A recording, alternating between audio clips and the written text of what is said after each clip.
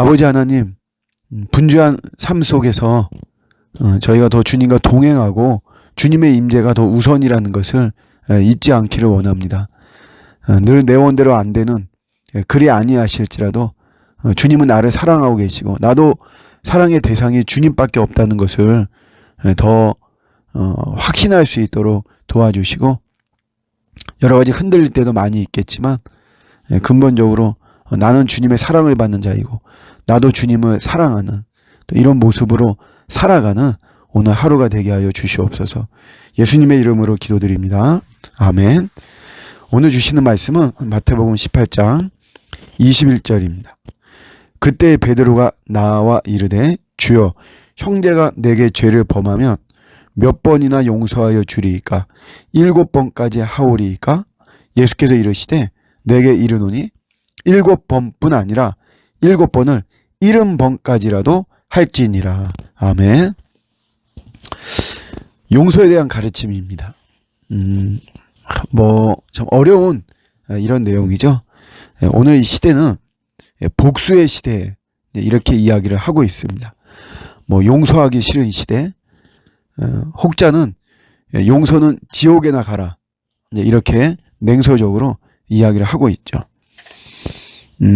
여러 가지 문화 코드도 보면 거의 복수가 메인입니다. 용서는 그냥 미담 사례 정도, 또 이렇게 용서하고 이런 거 해서는 소위 말하는 흥행이 될 수도 없고 이러다 보니까 영화라든가 드라마, 책이라든가 여러 가지 사회 현상이 용서를 찾아보기 어려운 이런 모습입니다. 미국에서도 이제 이런 일이 있었어요. 총기 사건 사실 빈번하잖아요. 흑인이 또 백인 인종 차별주의자의 총에 맞아서 숨졌습니다. 그런데 그 흑인의 유가족들이 그 백인 저격범에게 당신을 용서한다, 이렇게 이야기를 했어요. 사실 이거는 그러면 참 많은 사람들을 숙연하게 만드는 그런 이야기죠.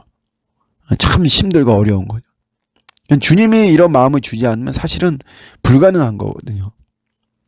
근데 이것을 두고 찬반이 갈려졌다 그래요. 그래서 용서하는 걸 반대하는 사람은, 미국 흑인은 백인 인종차별주의자를 절대로 용서하면 안 된다.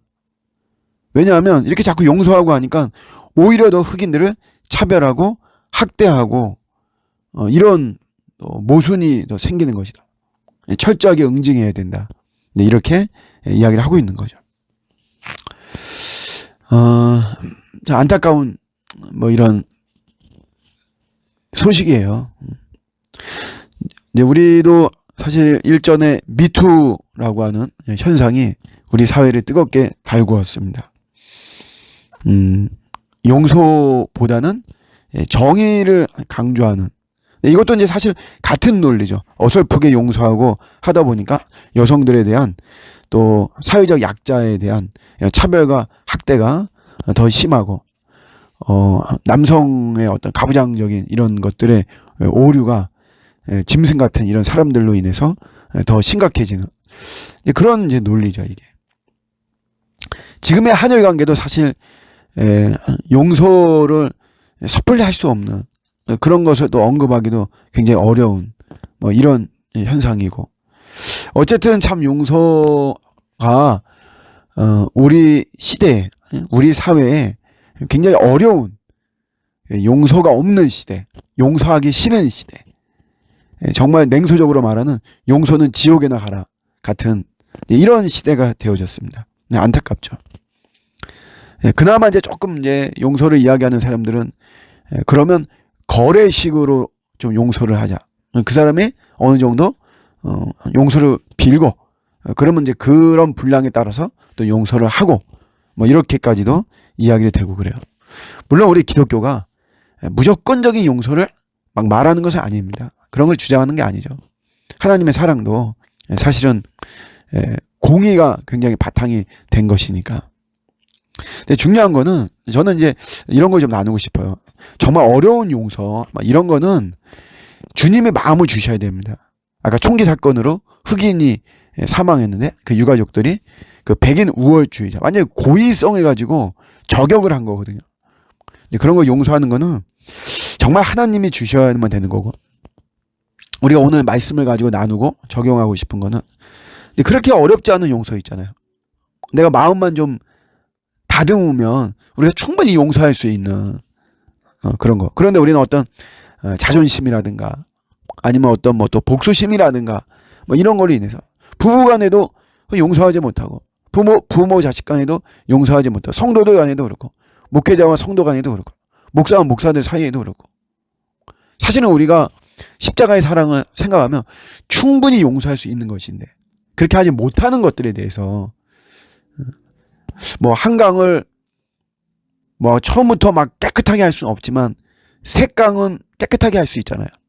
그렇게 하다 보면 거대한 한강도 깨끗해지는 이런 논리와 똑같은 것이죠. 우리가 용서할 수 있는 비결은 우리 안에서는 찾을 수 없고요. 예수 그리스도의 십자가를 생각해야 됩니다. 내가 주님으로부터 그래 엄청난 내 죄인데 주님이 나를 용서하셨다.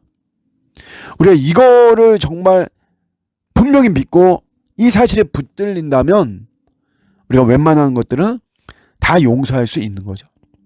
내가 용서받은 죄인인데, 내가 용서받은 자인데, 그런 의식이 없다 보니까 우리가 웬만한 것들도 잘 용서하지 못하는 이런 모습인 것입니다. 아무쪼록 오늘 이 시대는 용서를 언급하는 것조차 막죠. 그런 것조차 불편해하는 이런 시대지만, 그러나 우리는 세상의 소금과 빛으로 살아야만 되는 것이니까 이런 시대에 더 용서를 말하고 또 용서하고 그랬으면 좋겠습니다. 오늘도 이 설교를 듣는 여러분들 뭐 삶의 현장에서 좀 그동안 용서하지 못했던 또 그런 어떤 냉각기를 갖고 있었던 그런 지체들에 대해서 우리 용서하고 같이 또 회복되어지는 이런 성령님의 역사가 일어나기를 주님의 이름으로 축복합니다. 아멘.